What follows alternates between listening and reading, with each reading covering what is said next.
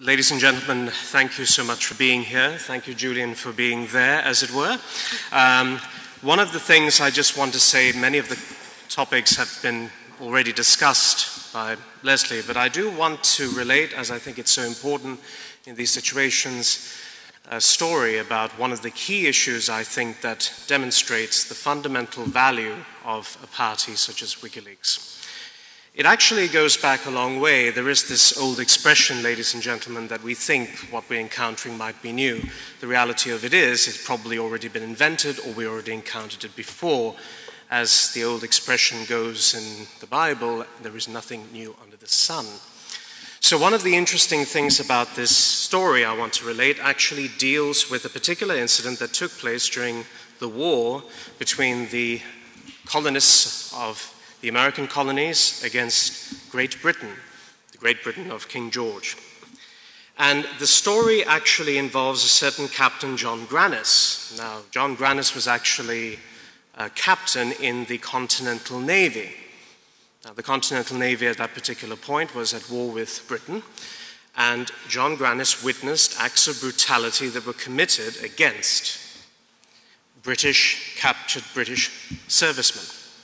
So the interesting thing about this was that Grannis was so moved by the brutality he saw that was committed under the commander then of the Commodore Isaac Hopkins that he actually made a complaint. He is, in fact, one of the first notable whistleblowers of history. Actually, you could argue it goes further back, of course. But he is interesting to note for a few reasons. One is Grannis made the complaint. Of course, Commodore Hopkins was distinctly not impressed. So what he proceeded to do was actually seek as much as he could to persecute our Captain Grannis. The result of it, ladies and gentlemen, was actually a remarkable change. And for the first time in history, we have a legislative provision to protect the first type of its kind, if you like, whistleblowers. I'd like to read those provisions that came out with the Continental Congress auspiciously passed on the 30th of July, 1778. I want you to remember, ladies and gentlemen, who was convicted on July 30th recently. A certain, of course, Bradley Manning. And I want you to realize that history has a very funny way of creeping up on us with these strange parallels. And I'm not suggesting that Colonel Denise Lynn might have actually realized this at the time, maybe she did. But one of the things I want to remind you, ladies and gentlemen, and why an individual like myself who prefers to commentate on politics rather than participate in it is here today with you, and why I'm here with Leslie, and why Julian himself is engaged in this enterprise.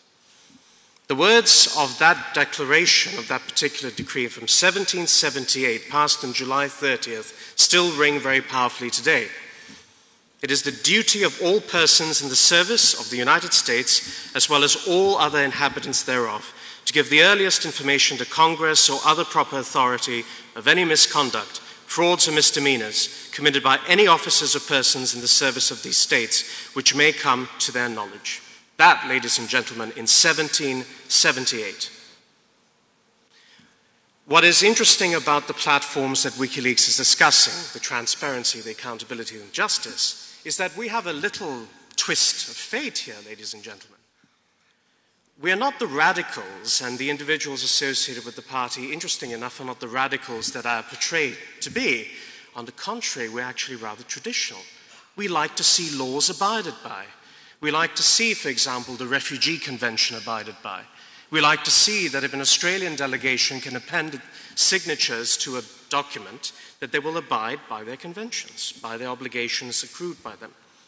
We like to see the Geneva Conventions abided by. Curiously enough, we find ourselves with this twist of history where we are sticking up to defend something that should have always been defended.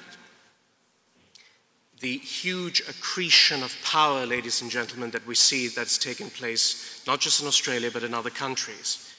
The fact, ladies and gentlemen, that we have a situation where Australia struggles to decouple itself, if you like, from its various international engagements because a certain individual in the United States says that it should, which is not to say that we don't agree with relationships in a balanced, engaged, and informative way.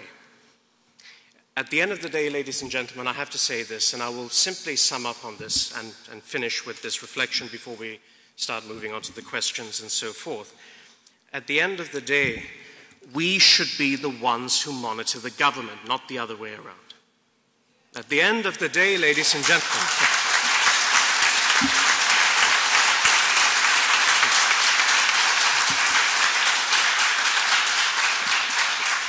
and at the end of the day, ladies and gentlemen, it's a bit like a version of an old statement.